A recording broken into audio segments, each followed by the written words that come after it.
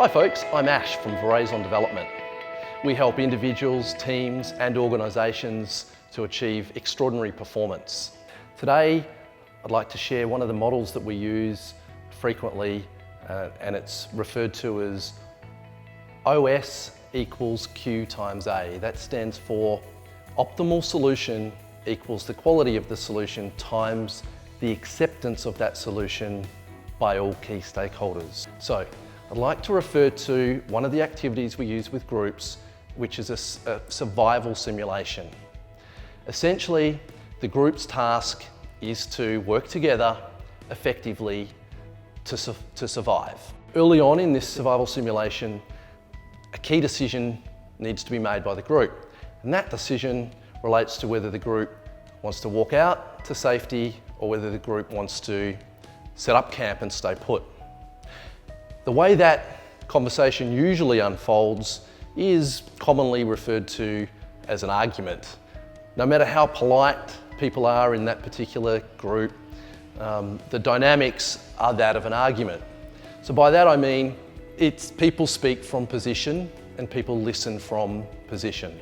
So certain members of the group will say, we definitely have to walk out of here. There's no way I'm staying put.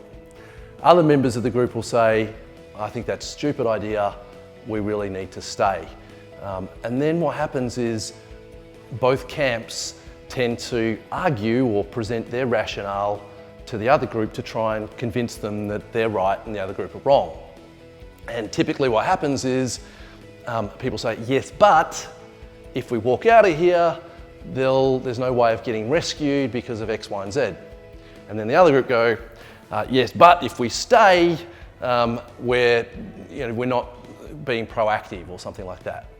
So what happens in argument situations like that is typically not a lot of listening to each other, but rather sort of positional jostling and attempting to dominate and convince each other.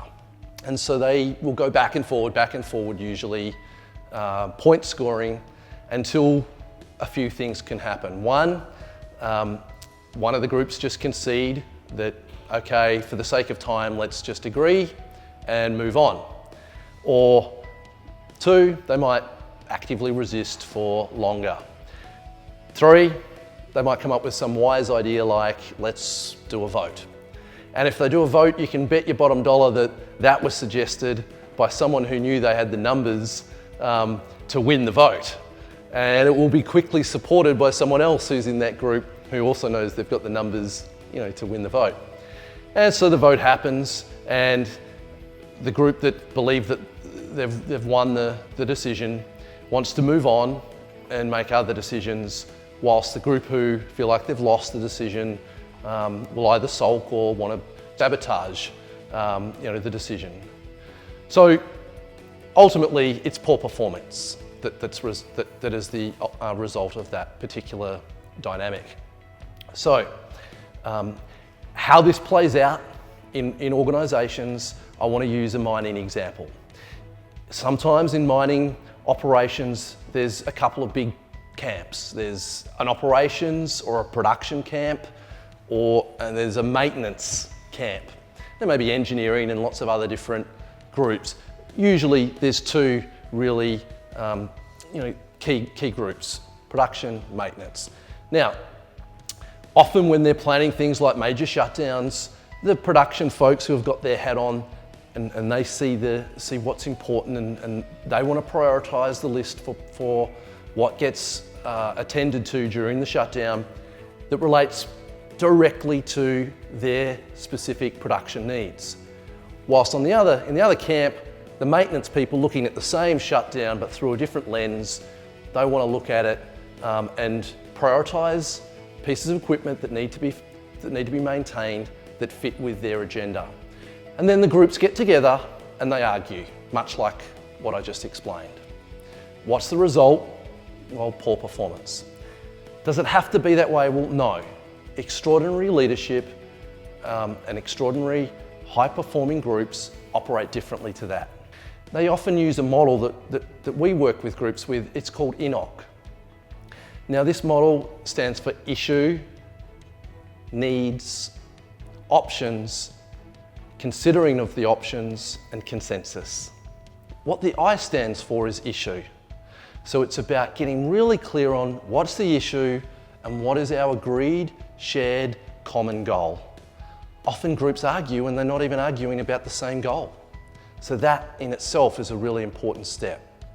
Once we've got clear on what our shared goal is, then we need to consider all people's needs. So for instance, in a simulation activity, it might be things like your warmth, shelter, food, whatever. In the shutdown example, it might be statutory requirements, impact on production, value for money. So it's getting clear on what all the needs are of all of the key stakeholders and kind of putting them into a big pot.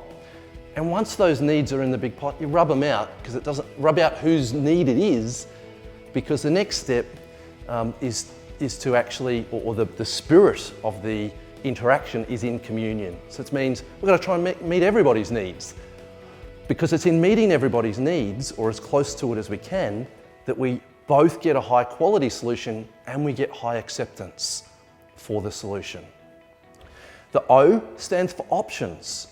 So once we're clear on needs, our job, we don't have to actually fight or argue with each other anymore. We just generate option after option that will best meet all of those needs. And then the fifth step is reaching consensus. And once groups reach consensus, you get high acceptance of a quality solution, which means it is highly likely you've achieved close to the optimal result. Again, folks, I'd really encourage you to notice where in your workplace or in your lives do you see people conceding ground or giving in or dominating decisions that are actually causing poor performance. And when you notice those examples, give INOC a try. Thanks for listening.